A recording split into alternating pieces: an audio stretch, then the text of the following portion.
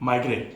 सबसे पहले तो अपन जैसे माइग्रेन का नाम जैसे ही आता है लोगों को ये लगता है कि माइग्रेन का मतलब केवल सिर का दर्द है और बीमारी सिर के दर्द की ही है, जबकि माइग्रेन एक लक्षण है जो ये बताता है कि कहीं कुछ समस्या और हो रही है। जैसे बुखार होता है, बुखार एक लक्षण होता है जो ये बताता है कि कहीं कोई इन्फेक्शन चल रहा है। ठीक है। अब माइग्रेन का जो आजकल रीज़न है, माइग्रेन के वैसे तो और भी बहुत सारे रीज़न हो सकते हैं, लेकिन आजकल जो सबसे ज़्यादा चलन में चल रहा है रीज़न, जिसकी वजह से माइग्रेन लगभग 10 में से 3-4 लोगों को बढ़ रहा है, वो रीज़न है पित्त का बढ़ना, एसिडिटी। एसिडिटी जितनी ज़्यादा रहेगी उतना ज़्यादा ये ट्रिगर करेगा बार बार। अब बार बार ट्रिगर करने के रीजंस क्या हो सकते हैं? जैसे आपने खाने में लेट कर दिया, खाना लेट हो जाएगा, एसिडिटी बढ़ेगी, गर्दन में भारीपन आके सिर में भारीपन आ जाएगा। आपने खाना खाया ही नहीं, स्किप कर दिया, प्रॉब्लम आ जाएगी। आपने ज़्यादा खा दिया, प्रॉब्लम आ जाएगी। आपका खाने का जो समय था वो समय अगर डिस्टर्ब हो गया, प्रॉब्लम आ जाएगी। आप खाने के कंटेंट जो रेगुलर आप लेते हो, जैसे रोज रोटी सब्जी खाते हो, दलिया खिचड़ी खाते हो, जो भी खाते हो, आपने आलू के पराठे खा दिए, उस दिन दोपहर में खाए हैं, शाम को माइग्रेन जरूर हो जाएगा। खाना खा के बाहर जो पार्टीज वगैरह का खाना होता है वो खा लिया, ये आ जाएगा। आप जोर से चिल्ला के किसी से बात कर लिए 10 मिनट भी, आपके दर्द हो जाएगा। किसी ने आपको डांट दिया, आपके ही दर्द हो जाएगा। ये भीड़ भाड़ में जाके आ गए, धूप में जाके आ गए, ये बहुत सारे ट्रिगरिंग फैक्टर होते हैं माइग्रेन के, ये ट्रिगर कर देंगे। लेकिन सबसे ज़्यादा ट्रिगर करने वाली चीज़ जो है ना, वो है पेट का गर्म होना। और पेट का गर्म होना मतलब पित्त का बढ़ना, और पित्त जैसे जैसे बढ़ेगा ये माइग्रेन कराएगा। अब जैसे अपन कह रहे हैं नींद की प्रॉब्लम भी हो जा रही है, 1-2 साल से नींद नहीं आ पा रही, तो नींद तो डेफिनेटली माइग्रेन की वजह से, तो जब माइग्रेन का ऑनसेट है ऐसे समय में तो नींद आएगी नहीं। जैसे सर में किसी को दर्द हो रहा होता है तो नींद कहाँ आती है। लेकिन जब माइग्रेन नहीं है, माइग्रेन का तो ऑनसेट होता है ना, अटैक होता है, अटैक नहीं है, उस समय अपने को माइग्रेन की वजह से तो नींद नहीं आ रहा है, ऐसा तो है नहीं, नींद लेकिन लंबे समय से नहीं आ रही, वो हो रहा है पित्त की वजह से। बढ़ी हुई एसिडिटी, बढ़ा हुआ पित्त आपकी नींद को खा जाता है। आयुर्वेद में कहा जाता है पित्त वृद्धौ निद्रा नाश, नींद का नाश हो ही जाता है जब पित्त बढ़ता है तो।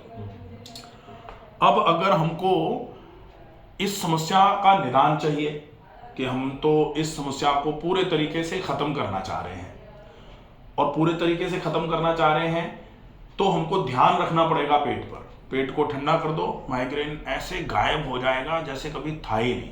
जैसे होता है ना, उबलते हुए पानी में आप ठंडा पानी डाल दो तो वो उबलना, जो बबूले बन रहे होते हैं ना, ऐसे गायब हो जाते हैं जैसे थे ही नहीं।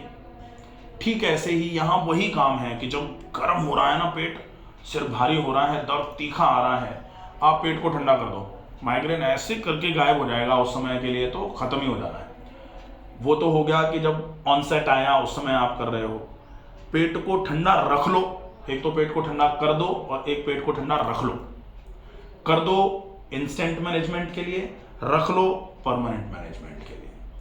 पेट को ठंडा रख लो का मतलब क्या होगा कि जो गैस्ट्राइटिस हुई है, अब इसमें सामान्य तौर पर लोग जैसे एंडोस्कोपी करा लें, एंडोस्कोपी करा लें तो अकेला पित्त नहीं बढ़ा, ये माइग्रेन नहीं। ये माइग्रेन में कभी कभी जैसे एसिड ऊपर की तरफ आता है, गुचलके से चलते हैं ना, गले तक आता है खाना, या एसिड निकल के आता है, ये पूरा जल जाता है, जला जला लगता है, सीना ऐसा लगेगा जैसे सीने पे पत्थर रखा हुआ है। ये जो हो रहा है ये सारा का सारा इसकी वजह से हो रहा है। इसको एसिड रिफ्लक्स भी बोला जाता है। एसिड रिफ्लक्स का मतलब है कि जो गैस्ट्रिक कंटेंट हैं वो थोड़े एसिडिक हो गए हैं और वो रिफ्लक्स होकर ऊपर की तरफ आ रहे हैं, तो वो आहार नाल को जला दे रहे हैं। इसको बैरेट्स एसोफेजाइटिस भी कहा जाता है। इस केस में यहाँ जो कार्डिक स्फिंक्टर होता है, जो द्वार होता है आहार नाल और आमाशय के बीच में, वो द्वार इतना ज़्यादा वीक हो जाता है कि उस द्वार का काम होता है ऊपर से चीज़ों को केवल नीचे ले जाना। नीचे की चीज़ें ऊपर की तरफ परमिट ही नहीं करता वो। जैसे होता ना, ये वाला गेट ऐसे करके खुलेगा, अगर ऐसे खोल दो इसको तो टूट जाना है। तो अब जब नीचे की चीज़ ऊपर की तरफ जा रही है और वो परमिट कर रहा है, इसका मतलब वो वीक हो गया है, तो वो वीक हुआ है, जिसको जीई जंक्शन का वीकनेस बोला जाता है।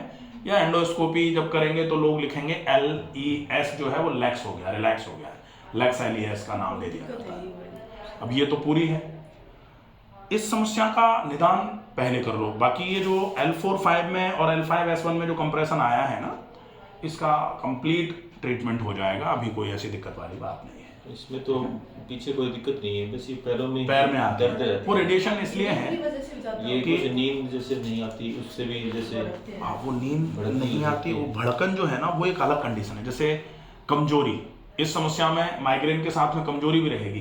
कमजोरी क्यों रहेगी? क्योंकि आप जो भी खा रहे हो पित्त की वृद्धि की वजह से पच तो रहा ही नहीं, पेट पूरा फूल जाता है, अफारा आ जाएगा पेट में, मल खिचड़ी की तरह आएगा, मल पूरा अच्छे तरीके से बंधा हुआ मल नहीं आएगा इस केस में, और एक बार में पूरा साफ भी नहीं होगा पेट। तो क्या होगा कि जो भी आपने खाया है उसके कंटेंट आपके शरीर में लगेंगे नहीं, पोषण आपके शरीर का नहीं होगा, और अगर पोषण नहीं होगा तो फिर आपका शरीर कमजोरी महसूस करेगा, तो आपकी पिंडलियां दर्द रहेंगी। वेट बढ़ रहा है। अच्छा, वेट बढ़ रहा है, अब वेट बढ़ रहा है और शरीर कमजोर हो रहा है, ये तो खराब कॉम्बिनेशन हो गया ना। जैसे अगर वेट बढ़ रहा है तो हाथी जैसा बल भी, जैसे वजन हाथी जैसा, तो हाथी जैसा बल भी होना चाहिए। अब वो ऐसा हो जाए कि वजन तो बढ़ रहा है ज्यादा और शरीर में दम जो है ना वो कमजोर पड़ रही है, फिर तो ये खराब कॉम्बिनेशन हो गया। अब अपने को क्या करना पड़ेगा, कैसे भी करके बढ़ते हुए वजन को रोकना। अब ये वजन नहीं बढ़ता, जनरली क्या होता है कि वेट जो होता है ना, वेट अपच के खाने से जो बढ़ेगा। जैसे आप अच्छा मटेरियल ले आए और आपने बढ़िया ईंटें ला करके, बढ़िया सीमेंट और बढ़िया वो रेत जो आता है वो मिला करके अच्छे तरीके से आपने दीवार बनाई, मजबूत बनी। अब वो बेशक एक ईंट की है लेकिन मजबूत है तो चलेगा, और अपन ने 5 ईंट की बना दी और सीमेंट और बालू की जगह अपन ने मिट्टी भर दी उसमें, तो कोई अगर अच्छे तरीके से धक्का मार देगा तो गिर जाता है वो। तो अपने जो बन रहा है, ये शरीर का वजन जो बढ़ रहा है ना, ये अपच का बढ़ रहा है। अपच मतलब खाना जो खाया वो पचा ही नहीं, तो रॉ फॉर्म, अगर रॉ मटेरियल ठीक नहीं रहेगा ना तो सब गड़बड़ हो जाएगा। खाना पच करके शरीर में लगे, पोषक तत्व तो शरीर को मिले, फिर जो शरीर में ताकत आती है ना, बेशक वजन कम रहे, ताकत, बहुत सारे लोगों का वजन ऐसा रहता है लेकिन वो काम सवेरे से लेकर शाम तक करते रहते हैं। कुछ लोगों का ऐसा रहता है कि वजन तो बहुत ज्यादा है लेकिन उनको कह दो कि 15 मिनट ये काम कर दो, 15 मिनट में उनकी सांस ऐसे फूल जाएगी, तो वो गड़बड़ हो जा रहा है। पेट की जो समस्याएं हैं, सबसे पहले अगर उनको देखें, क्योंकि ये जो पैरों में सूनापन या पैरों में भड़कन जो है ना, वो L4 L5 की वजह से भी है, पेट की वजह से भी है, लेकिन अपने ये रीजन भी L4-5 पे कंप्रेशन काफ़ी है।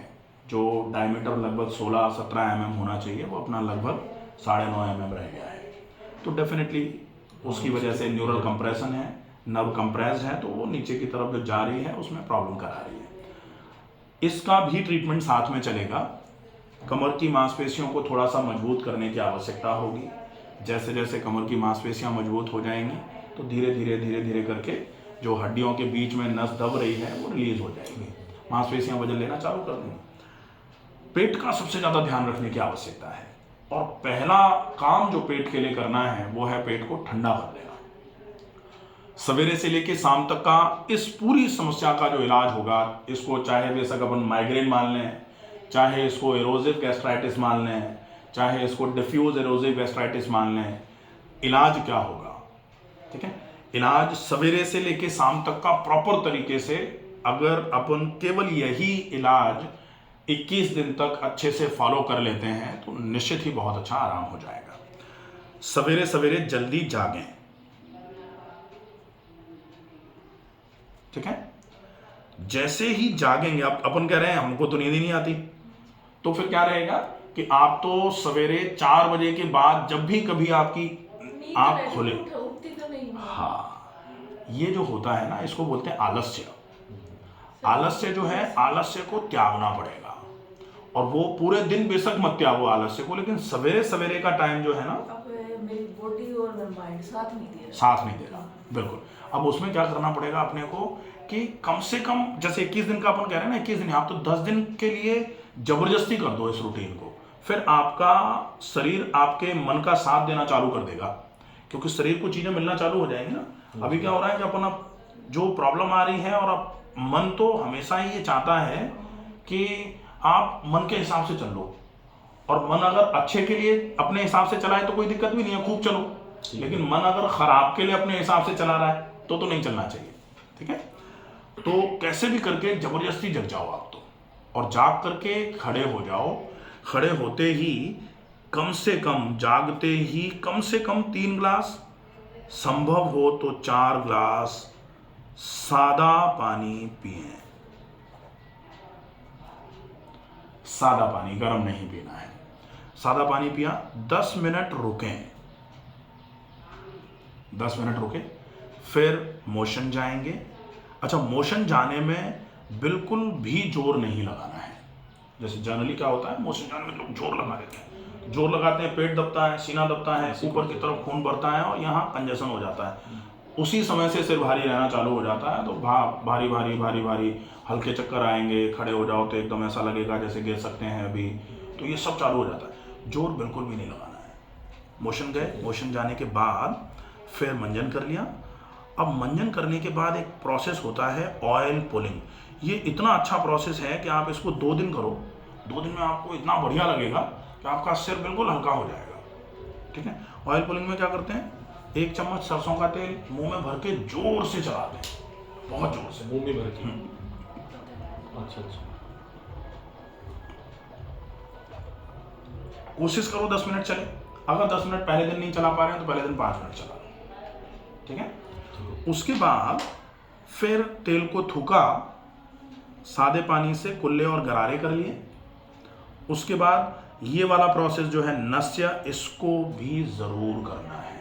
नस्य मतलब शुद्ध बढ़िया गाय का घी होना चाहिए, देसी गाय का हो तो सबसे बढ़िया रहेगा। वो घी को एक कांच के ड्रॉपर में भर के रख लो। और लोग जनरली क्या करते हैं, जैसे लोग हवन करते हैं, पूजा करते हैं, तो जनरली क्या करते हैं कि एक वो रहता है डब्बा सा, उसमें घी रखते हैं और उसको रोज आग पे रख के गर्म करते हैं, और जब वो गर्म हो जाता है, धुआं निकलने लग जाता है, तब उसमें से हवन करते हैं। फिर वही घी फिर से जम जाएगा, कल सवेरे फिर उसको गर्म करेंगे। इतनी बार गर्म कर देते हैं कि घी की सारी चिकनाई खत्म हो जाती है। तो नस्य के लिए आग पे घी गर्म नहीं करना है आपको। नस्य के लिए एक ऐसा बाउल लिया, बाउल में कांच का ड्रॉपर है, बाउल में गर्म पानी लिया, उस गर्म पानी में कांच का ड्रॉपर रख दिया। 2-3 मिनट 4 मिनट में वो गर्म पानी की गर्मी से घी गुनगुना हो जाएगा। वो घी अपन नाक में अच्छे तरीके से, और नाक में घी डालना है, ड्रॉप जो है ना दीवार से सट के अंदर की तरफ जाए, दीवार पे फिसलती हुई, ठीक है। और फिर जैसे ही ड्रॉप डाली, उसके बाद दोनों नासिकाओं को ऐसे मिला करके अच्छे तरीके से 30 सेकंड मालिश कर दी, ठीक है। तो घी लग जाएगा। कहा जाता है ऊर्ध्वजत्रु विकारेषु विशेषा नस्य पश्येत्। यहाँ से ऊपर की जितनी भी बीमारियां हैं, इनके लिए नस्य विशेष उपचार है, बहुत बढ़िया काम करेगा, ठीक है। नस्य कर लिया। नस्य करने के बाद आप आंवला और मिश्री, आंवले का पाउडर 1 चम्मच, और इसमें लगभग 1.5 चम्मच मिश्री मिला दो। आंवले का पाउडर हाँ मिल जाएगा, आंवले का पाउडर मिल जाएगा। आंवले का पाउडर और मिश्री मिला करके 1 चम्मच, 1 चम्मच आंवले का पाउडर, 1.5 चम्मच मिश्री का पाउडर, 1 कप पानी, 1 गिलास पानी में घोल के पी लिया, इसके तुरंत बाद, नस्य के बाद, ठीक है। उसके बाद करेंगे व्यायाम। अब व्यायाम में चूंकि कमर में भी दर्द है और पेट की समस्या भी है और सिर भी बहुत तेज दर्द करता है, तो हम व्यायाम में वैसे टहलना लेते अगर पेट और सिर होता तो, लेकिन कमर में दर्द है तो अपन टहलना नहीं कर सकते, टहल नहीं सकते, ये ध्यान रखेंगे। हाँ, तो कमर में दर्द है तो हम व्यायाम कौन से करेंगे। मेरे नाम से जो चैनल है, इसमें लोअर बैक पेन एक्सरसाइजेस के नाम से 4 एक्सरसाइजेस का एक वीडियो है। वो 4 एक्सरसाइजेस आपको समझा दी जाएंगी, वो एक्सरसाइजेस अच्छे तरीके से फॉलो कर लेंगे, ठीक है। तो ये तो हो गया एक काम। जब ये हो जाएगा, इसके बाद वो एक्सरसाइज तो कमर के हिसाब से कर ली अपन ने। अब अपने को पूरे शरीर में खून की चाल बढ़ानी है, तो वो अपन व्यायाम करके ना बढ़ाते हुए प्राणायाम करके बढ़ाएंगे, ठीक है। अब प्राणायाम में 10 मिनट अनुलोम विलोम प्राणायाम और 100 बार डीप ब्रीदिंग, लंबी गहरी श्वास भरना, भरी गई श्वास को बहुत धीरे धीरे करके छोड़ना, ये कर लिया, ठीक है। ये बहुत अच्छा रहेगा। इसके बाद में थोड़ी देर के लिए सीधे लेट करके शवासन कर लिया, विश्राम कर लिया। ये तो हो जाएगा सवेरे का रूटीन। अब वजन ज़्यादा है पेट की समस्या, पेट में गर्मी ज़्यादा है और सिर में दर्द है, साथ में कमर में दर्द है, तो कमर में दर्द है तो हम खट्टी चीज़ों को थोड़ा सा परहेज पे ले जाएंगे। वजन ज़्यादा है तो हम मीठी चीज़ों को परहेज पे ले जाएंगे, ज़्यादा मीठी नहीं खाएंगे, ठीक है। और पेट में गड़बड़ी है तो हम कोशिश करेंगे मसाले और चिकनाई कम से कम खाएं। तो ये तो जनरल अपथ्य हो जाता है कि ये नहीं करना है। अब करना क्या है, रूटीन किस तरीके का होना चाहिए सवेरे से शाम तक, तो पूरे दिन में 10 से 11 ग्लास पानी पिएंगे, ठीक है। फिर जैसे ही व्यायाम के बाद फ्री होंगे, व्यायाम के बाद सवेरे का व्यायाम कर लिया था ना अपने, व्यायाम के बाद फ्री हुए तो अपन चूंकि एसिडिटी है, सवेरे सवेरे जगने के अगर 2-2.5 घंटे में कुछ खाते नहीं है तो सवेरे से ही एसिडिटी होना चालू हो जाएगी, पेट भारी होकर सिर भारी होना चालू हो जाएगा। तो अपन ने आंवला मिश्री लिया था, मिश्री थोड़ा सा ऊर्जा दे देगी, ठंडक पहुंचा देगी। आंवला एंटी इन्फ्लेमेटरी है, वो पेट को साफ कराने का काम कर लेगा। एक बार और पतले से दस्त लग सकते हैं, अच्छा है। लेकिन व्यायाम के बाद कुछ ऐसा खाना है जो पेट में थोड़ा आधार बनाए, तो आप मुनक्का ले लो, ठीक है। मुनक्का पेट की धुलाई सफाई भी करवाते हैं और मुनक्का थोड़ा आधार भी बनवाएंगे पेट में। तो 7 मुनक्के रात को भीगे हुए और 1 अंजीर रात को कांच के ग्लास में भिगो के रखना है, सवेरे सवेरे इनको चबा के खा लेना है और पानी को पी लेना है व्यायाम के बाद, ठीक है। उसके बाद 8-1 बजे के आसपास 1 सेव खाओ, 8 साढ़े 8 बजे, ठीक है। खाने में बड़ी दिक्कत है, खाती नहीं हो कुछ। हाँ, वो क्या है कि अगर अपन पेट में गर्मी है, जैसे रोटी तवा गर्म हो रहा है और बोले ये तो दिक्कत है, रोटी तो हम नहीं डालेंगे, तो रोटी नहीं डालेंगे, तवा तो लाल हो जाएगा, लाल हो जाएगा तो खराब भी होगा फिर। अब यहाँ क्या है कि तवा पेट को मान लेते हैं, पेट जब लाल होता है तो अकेले पेट को ही नुकसान नहीं होता, ये पूरे शरीर को खराब कर देता है। तो खाने में तो अपने को समय समय पे थोड़ा थोड़ा कुछ डालना चाहिए, जैसे पूरे सेव नहीं तो थोड़ा आधा सेव, आधे सेव के छोटे छोटे टुकड़े करो और एक टुकड़े को मुंह में डाल के 20, 25, 30 बार चबा करके, ज़्यादा चबा लें तो और भी अच्छा है, चबा के खाए, ठीक है। फिर नाश्ता जो है वो 9:30 से 10 बजे के बीच में अपना हो जाए।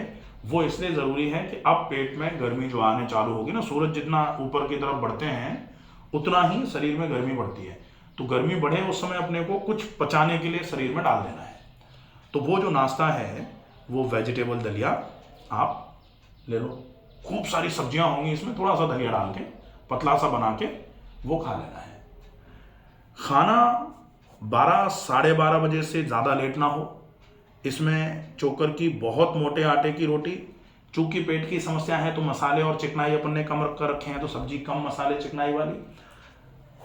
खटाई में छाछ जैसे खटाई में आती है तो पेट के लिए तो बहुत अच्छी है, लेकिन चूंकि कमर में दर्द है तो खटाई भी बंद रखनी है, अपने को दही नहीं खाना है। छाछ अगर ऐसा हो कि बिल्कुल फ्रेशली बनाई हुई है, कहीं कोई खटाई नहीं है, उस खट्टा नहीं लग रही है, तो 1 कप छाछ खाने के साथ ले सकते हैं, ठीक है।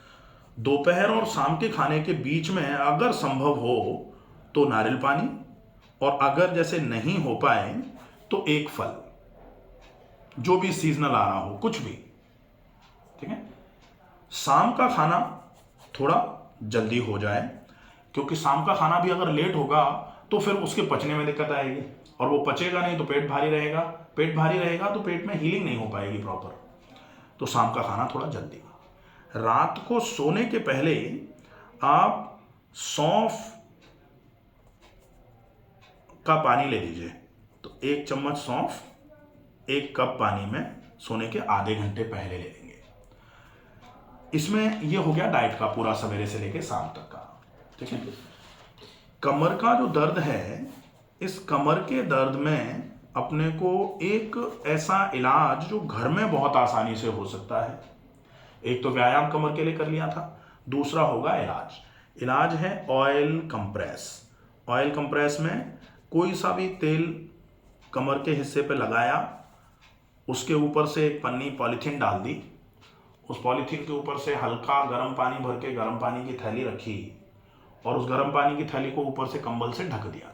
ये ऑयल कंप्रेस होता है, हाँ, कमर पे, पेट के बल लेट के। कब करें? जैसे ये कभी भी कर सकते हैं।